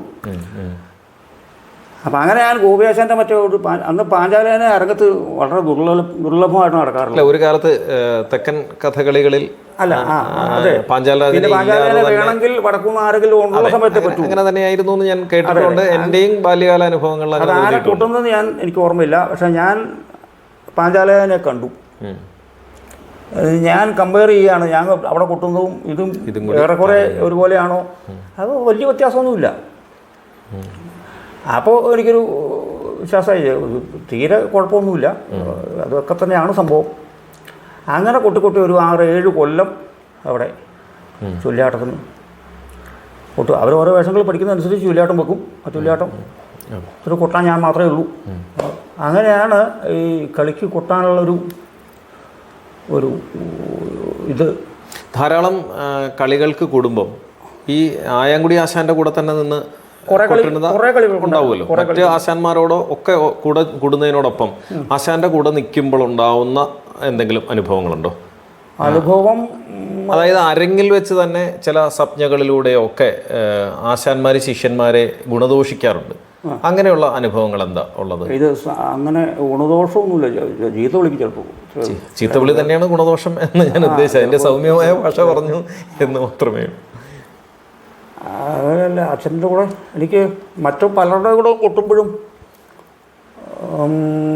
തോന്നാത്ത ചില പ്രശ്നങ്ങളാണ്. നമ്മൾ കേൾക്കുമ്പോൾ ചിലപ്പോൾ ഈസിയാണെന്ന് തോന്നും, നമുക്ക് കൊട്ടുമ്പോൾ കയ്യേ വരില്ല സാധനം. അത് ആശാന്റെ കൊട്ടിന്റെ പ്രത്യേകതയായിട്ടാണോ? പ്രത്യേകതയായിട്ട് എനിക്ക് തോന്നിയിട്ടുള്ളത് എന്തായിരുന്നു ശരിക്കും? അങ്ങനെയാണെങ്കിൽ നമുക്ക് ഒരു മുൻകൂട്ടി കിട്ടാത്തൊരു അല്ല, ഞാൻ ചോദിക്കുന്നത്, ആയാങ്കുടി ആശാൻ എന്ന് പറയുന്ന മുമ്പേ ഞാൻ ഉപയോഗിച്ച വാക്ക് തന്നെ വളരെ സൗമ്യനായിട്ടുള്ള ഒരു വ്യക്തിത്വവും അരങ്ങിലെ പ്രവൃത്തിയിലും ആ സൗമ്യതയെ കൊണ്ട് നിറയ്ക്കുന്ന ഒരു അനുഭവം ഉണ്ടാവുമല്ലോ. അതെങ്ങനെയായിരുന്നു ആശാൻ അരങ്ങിൽ പ്രവർത്തിച്ചിരുന്നതെന്നൊന്ന് ഓർക്കാൻ സാധിക്കുന്നുണ്ടോ? ഇപ്പം നമ്മൾ പലരുടെയും കൊട്ടുകൾ പല ശൈലികളും കാണുന്നതിൽ ആയാങ്കുടി ആശാൻ ശൈലി എന്ന് പറയാവുന്ന ഒന്നിനെ ഉണ്ണിക്ക് പറഞ്ഞു തരാൻ സാധിക്കും. അച്ഛൻ്റെ കൊട്ടിൻ്റെ പ്രത്യേക ഖനം ഒന്ന് കണ്ടമാനം ഉള്ളൂല് പ്രയോഗിക്കാത്ത ഒരു രീതി. കണ്ടമാനം ഉള്ളൂല് ഉള്ളുകോലിന്റെ എന്താ പറയണ്ടേ സാധ്യതകളെ കൃത്യമായി പരിമിതപ്പെടുത്തുക. അതെ, വേണ്ട സ്ഥലങ്ങളിൽ ഇത് കൊട്ടുക. പിന്നെ ചെണ്ടയെന്ന് ആവശ്യമില്ലാത്ത ശബ്ദങ്ങൾ കേൾപ്പിക്കാതിരിക്കുക. അനവസരത്തിൽ അത് എന്നോട് പറഞ്ഞിട്ടുണ്ട്, നീ പൊതുവാളാശം കൊട്ടുന്നത് വെളുക്കുന്നവരെ കേട്ടു, ഒരൊറ്റ അവസരം ഉണ്ടാവില്ല, കേൾക്കുകയില്ല. പൊതുവാളാശൻ്റെ കൊട്ടിനെ പറ്റി ഞാനൊരു ആക്ഷേപം അച്ഛനോട് പറഞ്ഞു. അദ്ദേഹത്തിൻ്റെ മാനസ ഗുരുവിനോടാണ് ആക്ഷേപം പറഞ്ഞത്. അത് പറയാൻ കാരണം, ഈ തിരുനക്കര കളിക്ക് അച്ഛൻ്റെ കൂടെ ചെണ്ടയുമായിട്ട് ഞാൻ പോയതാണ്. പൊതുവാളാശാൻ അച്ഛനാണ്. അപ്പം ഞാൻ ആദ്യമായിട്ട് പൊതുവാളാശാനെ കാണുക. അതിന് മുമ്പ് ഒരു പ്രാവശ്യം കണ്ടു, പരിചയപ്പെടണമെന്നൊക്കെ വിചാരിച്ചു, പക്ഷെ നടന്നില്ല. അത് കഴിഞ്ഞിട്ടുള്ള കാണലാണിത്. അപ്പോൾ ആശാൻ്റെ പുറപ്പാടും വെള്ളപ്പം സിംഗിൾ. അപ്പോൾ അച്ഛൻ ചെന്ന് കഴിഞ്ഞാൽ തന്നെ പറയാം, ആശാൻ്റെ അടുത്തുണ്ടാവണം, ആശാൻ എന്താവശ്യമുണ്ടെങ്കിലും നീ അവിടെ ഉണ്ടാവണം എന്ന് പറയും. അപ്പോൾ എൻ്റെ കണ്ടല്ല ആശാൻ കൊട്ടുന്നത് ഈ പുറപ്പാട് അപ്പോൾ എന്നോട് അച്ഛൻ പറഞ്ഞു, നീ ആ കളിക്ക് എവിടെയെങ്കിലും ഒന്ന് കൊട്ടണം. അപ്പോൾ ചെണ്ടക്കോലൊക്കെ ഉണ്ട് കയ്യിൽ, കൊട്ടാൻ തയ്യാറായിട്ട് തന്നെയാണ് പോയിരിക്കുന്നത്. പക്ഷേ ഞാൻ അവിടെ ചെന്ന് അവിടുത്തെ അന്തരീക്ഷം കണ്ടപ്പോൾ കൃഷ്ണനാരായണൻ്റെ മറ്റൊരു എനിക്കാകെ പേടിയായി. ഞാൻ പറഞ്ഞു, ഞാൻ കൊട്ടുന്നില്ല. അങ്ങനെ പറഞ്ഞാൽ എങ്ങനെയാണ്? ആദ്യ ഉദാഹരണമാണ് കഥ. അപ്പോൾ ഞാൻ പറഞ്ഞ അച്ഛൻ വയ്യ. ആ സ്റ്റേജ് കണ്ടപ്പോൾ തന്നെ എനിക്ക് പേടിയായി. വല്ലാത്തൊരു സ്റ്റേജാണ്, വലിയ പങ്കൽ പോലെ വെട്ടിയിരിക്കുന്നൊരു സ്റ്റേജാണ്.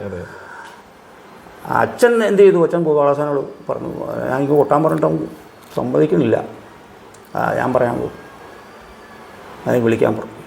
ഞാൻ ചെന്നു. ഞാൻ ആശാൻ പറഞ്ഞു, നീ ആ പുറപ്പാട് പുറങ്ങാൻ മുമ്പ് ഒരു ഗ്ലാസ്സിൽ കുറച്ച് വെള്ളം കൊണ്ടുവരണം. അപ്പോൾ എന്തിനാണെന്ന് എനിക്കറിയില്ല. എന്നിട്ട് മേളപ്പം കഴിയുമ്പോൾ തയ്യാറായിട്ട് അവിടെ ഉണ്ടാവണം, കൊട്ടാൻ തയ്യാറായിട്ട് അവിടെ ഉണ്ടാവണം. ആയിക്കോട്ടെ ആശാൻ. ഞാൻ വെള്ളമായിട്ട് വന്നു. അപ്പോൾ കൈ നനയ്ക്കാനാണ്, അരങ്ങത്ത് പോകുന്നതിന് മുമ്പ് ഒരു കൈ നനയ്ക്കലുണ്ട്. കൈ നനച്ചിട്ട് പോകാനാണ്. അപ്പോൾ പുറപ്പാടം കൊണ്ട് തുടങ്ങി ഞാൻ ഉരുളുപോലും ആശാൻ കൊട്ടി കണ്ടപ്പം എനിക്ക് ആകെ നാണക്കേടായി. എന്താണെന്നറിയാം, നമ്മളൊക്കെ ഉരുളുപോല് പരമാവധി സ്പീഡിലല്ലേ കൊട്ടാറ്. ആശാനൊന്നുമില്ല, തക്കിട്ട് മറിക്കുന്ന മാതിരി കൊട്ടി. അപ്പോൾ ഞാനിത് പിറ്റേന്ന് അച്ഛനോട്, അയ്യോ ആശാൻ ഇത് ഓളാശാനാന്നൊക്കെ പറഞ്ഞിട്ടത് കൈ നടക്കുന്നില്ലല്ലോ എന്നൊക്കെ പറഞ്ഞു. അപ്പോൾ പറഞ്ഞു, എടാ അത് കൈ നടക്കായല്ല, ആശാൻ ആ തുടക്കത്തിൽ ചെറിയ ലേശം വിഷമമുണ്ട്, അത് മറയ്ക്കാൻ വേണ്ടിയിട്ട് ചെയ്യുന്ന പണി അത്രയേ ഉള്ളൂ, അല്ലാണ്ട് ആശാൻ അങ്ങനെ.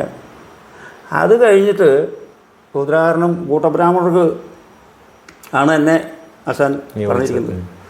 അവിടെ ഒരു സംഭവം ഉണ്ടായത്, പുറപ്പാടുകളൊപ്പം കഴിഞ്ഞിട്ട് ഫുട്ബോൾ ആശാനും കൃഷ്ണപിള്ളയും പുറത്തിറങ്ങി. ഞാൻ അത് കഴിഞ്ഞാൽ ഫുട്ബോൾ ആശാൻ പോയി മുതലെടുത്തു. ആദ്യം ഞാൻ ചെന്ന് ചെണ്ട എടുത്തു, എന്നെ ഇങ്ങനെ അടിമുടി നോക്കിയിട്ട് ആശാൻ മതളം വെച്ചിട്ട് ഒറ്റ പോകോട് പോയി. എനിക്ക് അതുവരെയുള്ള ധൈര്യം മുഴുവൻ എന്നെ ഇങ്ങനെ അടിമുടി കുറച്ചു നേരം നോക്കിയിട്ടാണ് മതളം വെച്ചിട്ട് പോകുന്നത്. ആൾക്കാർ കാണുമ്പോൾ ഞാൻ നാണം കെട്ട് പോയില്ലേ, ഞാൻ ആയതുകൊണ്ടാണ് ആശാൻ വെച്ചിട്ട് പോകുന്നതെന്ന് ആശാൻ ഭാവിച്ചിട്ടാണ് പോകുന്നത്. ഇത് ഞാൻ പറ്റിയെന്ന് അച്ഛനോട്, അതിലൊന്നും കാര്യമില്ല, ആശാൻ വരുമെന്ന് വിചാരിച്ചിട്ടാണ് ഫുട്ബോൾ പോയി മതമെടുത്തത്. അപ്പോൾ ആശാനില്ലപ്പോൾ ഫുട്ബോൾ അവിടെ നിൽക്കേണ്ട കാര്യമില്ല, ആശാൻ വിശ്രമിക്കാമല്ലോ, അത് മറ്റേ ബലോദരനാകുമ്പോഴത്തേക്കും വന്നാൽ മതിയല്ലോ എന്ന് വിചാരിച്ചാൽ, അല്ലാണ്ട് വേറെ കാര്യമൊന്നുമില്ല. അതങ്ങനെയാണ് എൻ്റെ സമ്പ്രദായം, ആശാൻ്റെ സമ്പ്രദായമാണ്, അങ്ങനെ ധരിച്ചാൽ മതി എന്ന് പറഞ്ഞു. അപ്പോൾ അങ്ങനെ കുറച്ച് ഫുട്ബോൾ ആശാനെ പറ്റിയിട്ടുള്ള അനുഭവമായാലും, മാലക്കരയിൽ ആണ്ടിൽ 2 കളിക്ക് ആശാനെ കാണും, ആശാൻ എവിടെയെങ്കിലുമൊക്കെ രാഗം പാടി കലാശിക്കാൻ പറയും, അങ്ങനെയൊക്കെയുള്ള രീതിയായിരുന്നു ഫുട്ബോൾ ആശാൻ. ഈ ഉണ്ണി പറഞ്ഞ ആശാൻ്റെ ചെണ്ടവാദനത്തിൽ അല്ലെങ്കിൽ കളിയരങ്ങുകളെ കുറിച്ചിട്ടുള്ള ഒരു കാഴ്ചപ്പാടിൻ്റെ സൂചനകൾ തന്നെയാണ് ഈ ഉണ്ണിയുടെ ഇതിൽ നിന്ന് കിട്ടുന്നത്. ഒരു മകനെന്ന നിലയ്ക്ക് കൃത്യമായി എങ്ങനെയാവണം, എന്താണ് കഥകളി ചെണ്ട? ഇപ്പം മുമ്പ് പറഞ്ഞ കനം, ഉരുളുകോളിൻ്റെ അമിത പ്രയോഗം ഇല്ലായ്മ ഒക്കെ പറയുന്നല്ലോ. ഉണ്ണിയെ എങ്ങനെയാണ് ഒരരങ്ങിൽ പ്രവർത്തിപ്പിക്കാൻ അദ്ദേഹം സന്നദ്ധനാക്കി വിട്ടിരുന്നത്? അല്ലെങ്കിൽ ഇപ്പം പഠനം കഴിഞ്ഞ് വിടുമ്പോഴും അരങ്ങിൽ നിന്ന് എന്ത് ആർജിക്കണം, അതൊരു ഗുണപാഠമായി പകർന്നു കൊടുക്കാൻ ഒരു ഒരു ഒരു അനുഭവമോ എന്തെങ്കിലും ഉണ്ടാവുമോ? അത് അച്ഛനെ സംബന്ധിച്ചിടത്തോളം അച്ഛൻ ഒന്നും വേണ്ടാന്ന് പറയില്ല, എന്ത് വേണേൽ കുട്ടിക്കോളം പറയും. നിനക്ക് ഇഷ്ടമുള്ള കുട്ടിക്കോ, പക്ഷെ നല്ലതാണോ തീർച്ചയാണെന്ന് നീ തന്നെ അറിയണം, ചീത്തയാണെന്ന് തോന്നി അപ്പം കളയണം, നല്ലതേ ചെയ്യാവൂ. അതിന് പലരുടെയും കുട്ടികൾ കാണുക, കളി കാണുക, രാത്രി കളിക്കുക എന്നാൽ ഉറങ്ങുന്നത് ഇഷ്ടമല്ല. എവിടെയെങ്കിലും ഉറങ്ങുന്ന കണ്ടാൽ നമ്മൾ കുറച്ച് ദിവസമായിട്ട് ഉറക്കളപ്പാണെങ്കിൽ കുറച്ച് നേരം ഉറങ്ങിക്കോട്ടെ എന്ന് വിചാരിക്കുന്നല്ലാതെ, അല്ലെങ്കിൽ ഉറങ്ങാൻ സമ്മതിക്കില്ല. താളം പിടിക്കേണ്ട സ്ഥലത്തൊക്കെ എൽത്താളവുമായിട്ട്. ആശാൻ കൃത്യമായി ഒരു അച്ഛനെന്ന നിലയ്ക്കും ആശാൻ എന്ന നിലയ്ക്കും ഉണ്ണിയെ വഴക്ക് പറയുകയും ഗുണദോഷിക്കുകയും ചെയ്തിട്ടുണ്ട്. അത് കേവലം വാക്കുകളിലാവണം എന്നില്ല, ചില അനുഭവങ്ങളിലൂടെ ആയിരിക്കും. സാധാരണ കലാകാരന്മാരുടെ എല്ലാം അനുഭവങ്ങളിൽ അങ്ങനെ ഉണ്ടാവാറുണ്ട്. അങ്ങനെ ഓർമ്മയിൽ നിൽക്കുന്ന ഒരു അനുഭവം പറയാമോ? അങ്ങനെ ഓർമ്മയിൽ നിൽക്കുന്നത് ഒരിക്കൽ പെരുന്ന തെക്കുണ്ണാപുരം ക്ഷേത്രം, അവിടെ അഷ്ടപുരോണിക്കാണ് കളി പതിവ്. അപ്പോൾ അന്ന് സുഭദ്രാഹരനാണ് ചന്ദ്രശേഖരൻ്റെ ബലഭദ്രനും ഫാക്ട് പത്മനാഭൻ്റെ കൃഷ്ണൻ, പീഡിച്ചേട്ടനാണ് പാടാൻ, പീഡിച്ചേട്ടനും ബാലേന്ദ്രനുമാണ്, ഞാനാണ് മെയിൻ ചണ്ടക്കാരൻ. അപ്പോൾ ശേഖരേട്ടൻ്റെ വേഷത്തിന് അങ്ങനെ കുട്ടി ഒരു പഴക്കമൊന്നും എനിക്കില്ല. അപ്പം ഞാനിവിടുത്തെ കാര്യമായിട്ട് ഉദാഹരണം പഠിച്ചു. ചൊല്ലിയാട്ടത്തിന് കൂട്ടിയിട്ടുണ്ട് മോർച്ചൻ്റെ കളരിയിൽ. പക്ഷെ എന്നാലും ഈ കുറച്ച് വലിയ ആൾക്കാർ വരുമ്പോൾ ഉള്ള ഒരു ബുദ്ധിമുട്ട് നമുക്കുണ്ട്.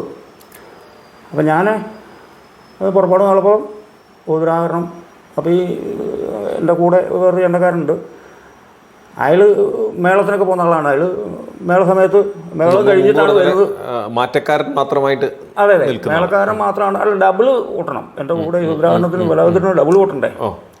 അതിന് വേണ്ട സമയത്തൊന്നുമില്ല, എപ്പോഴോ അയാൾ വന്നു ഉച്ചരി കഴിഞ്ഞു, അയാൾക്ക് പോകണമെന്ന് പറഞ്ഞിട്ട് അയാൾ പോവുകയും ചെയ്തു. കളിയെല്ലാം കഴിഞ്ഞിട്ട് അന്ന് എനിക്ക് 500 രൂപ. അപ്പോൾ ആ ലിസ്റ്റ് ഞാൻ കാണാനുള്ള വന്നു, അയാൾക്കും 500 രൂപ. അപ്പോൾ അത് മാനസികമായിട്ട് എൻ്റെ ബുദ്ധിമുട്ടായി. കൊട്ടാത്ത ആൾക്കും രണ്ടും ഒരുപോലെയാണ്. നമ്മുടെ ചെറിയ മനസ്സല്ലേ. അപ്പോൾ എടാ, ഇത് നമ്മൾ ഇത്രയൊക്കെ കഷ്ടപ്പെട്ടിട്ടും പ്രയോജനമൊന്നുമില്ലല്ലോ. ഞാൻ പറ്റുന്ന അച്ഛനോട് പറഞ്ഞു. എന്തും ചെന്ന് അരങ്ങിന് ശേഷം പിറ്റേന്ന് അച്ഛനോട് പറയുന്ന ഒരു പിറ്റേന്ന് ഞാൻ അച്ഛനോട് എൻ്റെ ഈ സങ്കടം പറയുക. അപ്പോൾ അച്ഛൻ പറഞ്ഞു, അത് എടാ അത് മറ്റേത് അവൻ്റെ അനിയനാണ്, അവന് ചിലപ്പോൾ കുറച്ചധികം പൈസ കൊടുക്കുന്നു വരും, അത് നിനക്ക് തരണമെന്ന് പറഞ്ഞാൽ പറ്റുമോ? അത് പറ്റില്ല. പിന്നെ മാത്രമല്ല നീ ഇപ്പോൾ ഇന്നലെ ശേഖരൻ്റെ വേഷത്തിലല്ലേ കൂട്ടിയത്, അതെ, നിനക്ക് ഇനിയൊരു ഉദാഹരണം കൂട്ടാൻ വിഷമം വരുമോ? ഞാൻ പറഞ്ഞില്ല, ഒരു ധൈര്യമായിട്ടുണ്ടോ. അവൻ 500 രൂപ കിട്ടിയിട്ടുള്ളൂ, അവരിപ്പോഴും കൊട്ടാനറിയില്ലല്ലോ. അപ്പോൾ 500-ന് മുകളിലാണ് ഒരു സുഭദ്രാകരണം കൊട്ടാനുള്ള. അതെ, ഇനിയൊരു ആത്മബലം. ഇനിയൊരു സുഭദ്രാകരണം വന്നാൽ നിനക്ക് കൊട്ടാം, ആ ധൈര്യം നിനക്കുണ്ട്. മറ്റവന് ഇനിയിപ്പോൾ ഒന്നല്ല എത്ര എണ്ണം വന്നാലും കൂട്ടില്ല. മാത്രമല്ല അത്ര വിഷമം തോന്നുകയാണെങ്കിൽ നീ ഒരു മണിക്കൂർ സാധകം ചെയ്തോളാൻ പറഞ്ഞു. അവനോടുള്ള ദേഷ്യവും തീരും, പുളിമുട്ടി നിനക്ക് ഗുണവും ചെയ്യും. നമിക്കേണ്ടി വരും ഒരു ആചാര്യനെ അല്ലേ? അതാണ് ദേഷ്യം തീർക്കാൻ. അങ്ങനെ ഒരുപാടുണ്ട്. ദേഷ്യം തീർക്കാൻ പൊളിമുട്ടി കൊണ്ട് കല്ലില് സാധകം ചെയ്തോളൂ എന്ന് പറയുന്ന. രാവിലെ സാധകത്തിന് 4 മണിക്ക് എണീക്കണം. മാർഗിയിലായിരുന്നപ്പോഴൊക്കെ കലാഭാരതിയിലായിരുന്നപ്പോഴേ 4 മണിക്ക് അച്ഛന് 3:30-3:45 ആകുമ്പോഴത്തേക്കും എണീച്ച് വലന്തലയിൽ 2 അടി അടിക്കും. അച്ഛൻ കിടക്കുന്നതും ഞങ്ങൾ കളരിയിലാണ്, അച്ഛൻ ഇപ്പുറത്തൊരു വീട്ടിലാണ്.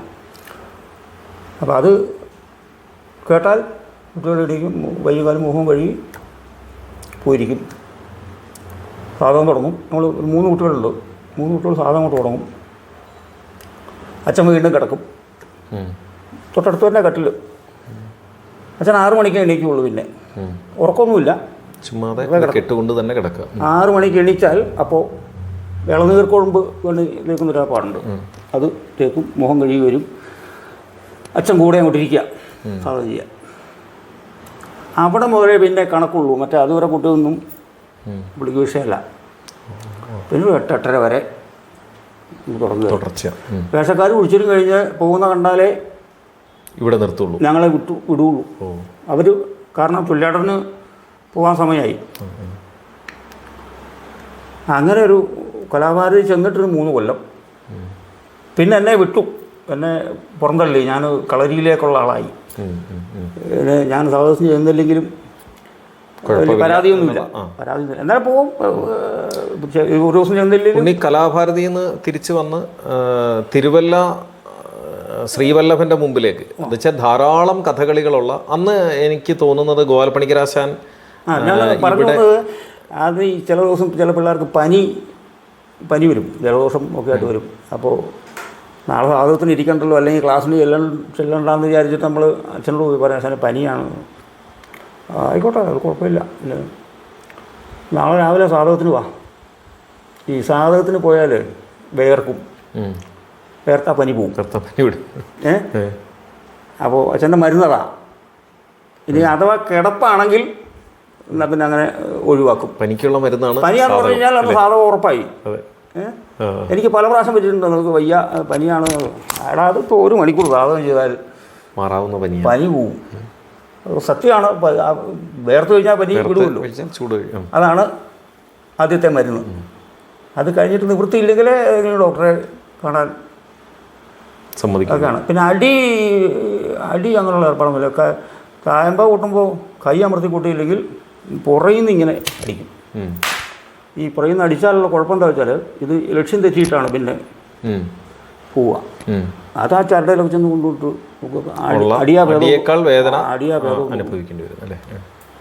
അങ്ങനെ ചില ശിക്ഷകളൊക്കെ ഉള്ളൂ. പിന്നെ മുട്ടി ചുമന്ന അപ്പുറത്തെ കളരി പോയി നിൽക്കുക, അങ്ങനെയൊക്കെയുള്ള ചില ഏർപ്പാടുകളൊക്കെ ഉണ്ട്, അത്രയേ ഉള്ളൂ. അല്ലാതെ എങ്കിലും താരതമ്യേന ശിഷ്യസ്നേഹവും ഒക്കെ അനുഭവിച്ചു തന്നെയാണ് അദ്ദേഹം വന്നത്. ഉണ്ണി ഈ തിരുവല്ലയിലേക്ക് ഒരു കലാകാരനായിട്ട് തിരിച്ചു വന്നു കഴിഞ്ഞപ്പം, ഒരു ചെണ്ടക്കാരനായിട്ട് തിരിച്ചു വന്നു കഴിഞ്ഞപ്പം, എൻ്റെ അറിവ് ശരിയാണെങ്കിൽ ഈ കളിയോഗം അന്ന് നടത്തിയിരുന്നത് ഗോപാലപ്പണിക്കരാശാനാണെന്ന് ഇല്ലേ? അപ്പോൾ ഒരു ചെണ്ടക്കാരൻ തന്നെ കളിയോഗമാകുന്ന ഒരു കളിയോഗത്തിലേക്കാണ് ഉണ്ണി കടന്നു വരുന്നത്.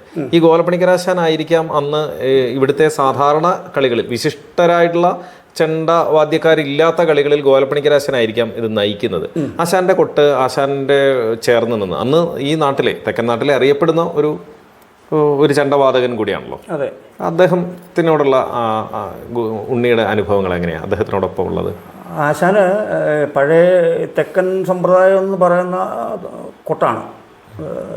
അതിനെ ഒന്ന് തെക്കൻ സമ്പ്രദായം എന്ന് പറയുന്ന കൊട്ടിനെ ഒന്ന് പറയാൻ പറ്റുമോ? അങ്ങനെ ഒരു അങ്ങനെ ഒരു കൊട്ടുണ്ടായിരുന്നു, ഒന്ന് പറയാമോ? കാരണം പലർക്കും അതിനെക്കുറിച്ചൊരു വ്യക്തമായ ധാരണ ഉണ്ടാവില്ല. കേട്ടിട്ടുള്ളതേ ഉള്ളൂ.